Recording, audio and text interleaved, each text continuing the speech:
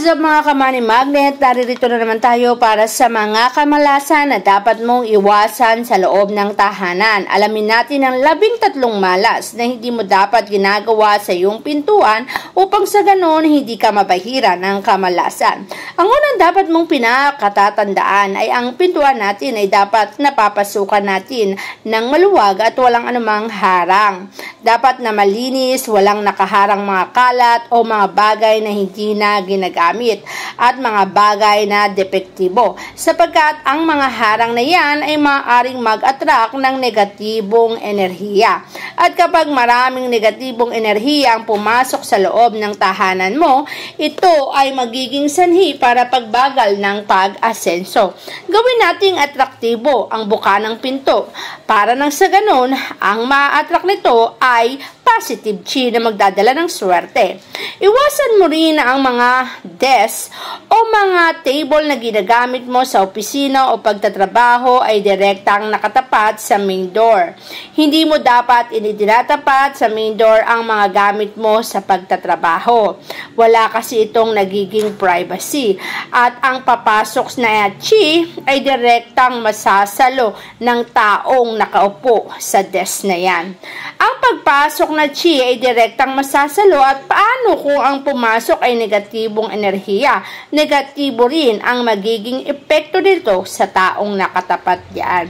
Maaari kang magkaroon ng pagkakasakit kaya dapat mo itong iwasan. Dapat mo ring tandaan na ang main door, dapat ang pagbukas nito ay papasok sa tahanan at hindi palabas. Kaya hindi maganda na naglalagay ng mga screen na palabas ang bukasan. Dapat papaloob o papasok sa tahanan kasi ang papasok ay nagpapasok din ng chi na positibo. At kapag maraming chi na positive energy ang pumasok sa loob ng tahanan, mas maraming blessing kang makukuha at maipapasok sa iyong bahay. Kapag mas maraming blessing ang pumasok sa iyong tahanan, mas maraming oportunidad ang darating sa iyong buhay. Kaya't mas mainam ang ganitong setup. Huwag mo ring hahayaan na ang harapan ng iyong pintuan ay may harang na naglalakihang pader. Ang mga pader na yan ay tinatawag na poison arrow. Ang anumang harang o balakid sa iyong daraanan ay poison arrow kung tawagin.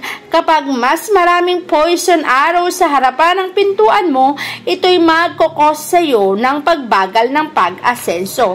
Ang mga oportunidad kasi na dapat na papasok sa tahanan mo ay nahaharangan ng mga poison arrow. Sasalpok dito ang pagpasok ng chi at hindi na magkakaroon ng maraming blessing. Iwasan mo rin ang tinatawag na mga pintuan na direktang nakatapat sa T-junction, Y-junction o J-junction. Yan yung mga daanan na direktang nakatapat sa iyong pintuan.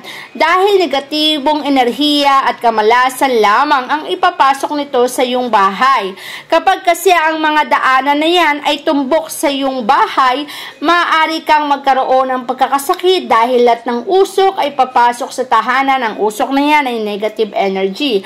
At ang mga usok na yan, pag dumami at naging stagnant sa bahay, kamalasan mo ang magiging dala niyan.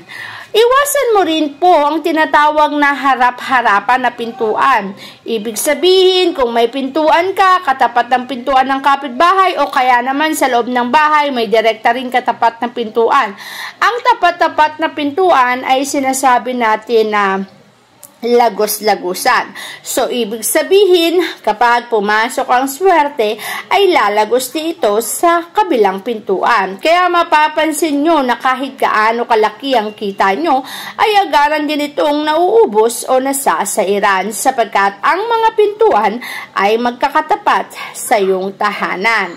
Bukod sa pintuan, ay dapat mo ring iwasan ang mga hagdanan na direktang nakatapat sa pintuan. Kapag kasi ang iyong hagdanan ay direktang nakatapat sa pintuan, mahihirapan ang pagpasok ng positive chi. At kapag naging mahirap ang pagpasok ng positive chi, magiging mabigat din ang daloy ng buhay mo. Magiging mahirap ang pasok ng positive chi, kaya magiging mahirap din ang buhay mo.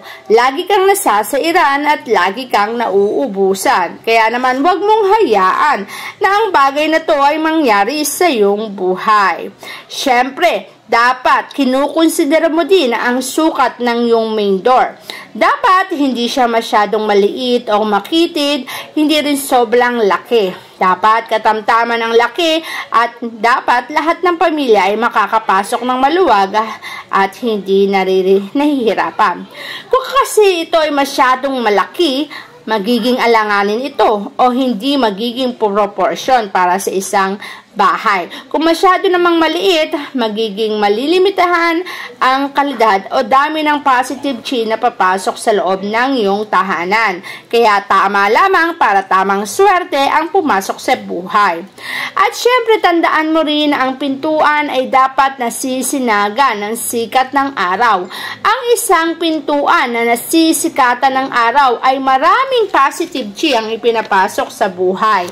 Paggising mo pa lamang at nasikatan na ng araw ang iyong pintuan, blessing na ang katumbas niyan. Kapag mas maraming blessing, mas marami ding swerte ang darating sa iyong buhay.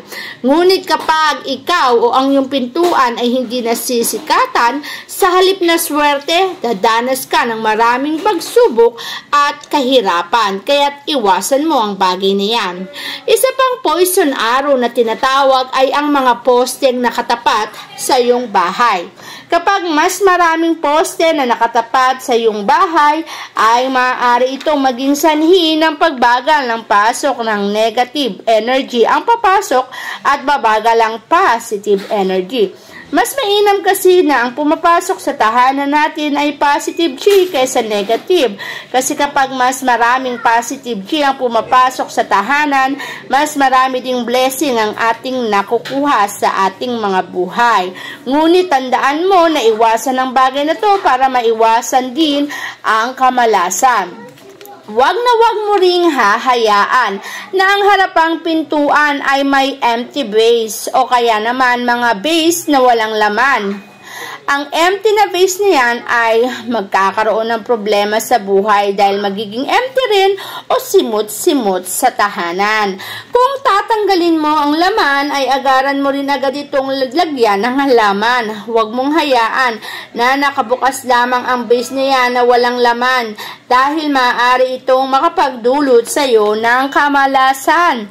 At ayaw naman natin na ang kamalasan ang mangyari sa iyong buhay kaya't iwasan. Huwag mo ring hahayaan na ang iyong tahanan ay napakaraming pintuan. Ibig bang sabihin, pagbukas mo sa main door ay lalabas ka naman sa exit door. Sapagkat kapag magkatapatan at maraming pintuan, magiging malaking problema po yan. Bakit malaking pintuan? Ang hatid kasi nito ay kamalasan. Hindi rin dapat nagkatapat dahil lilika po ito ng negative energy na ayaw naman nating mangyari.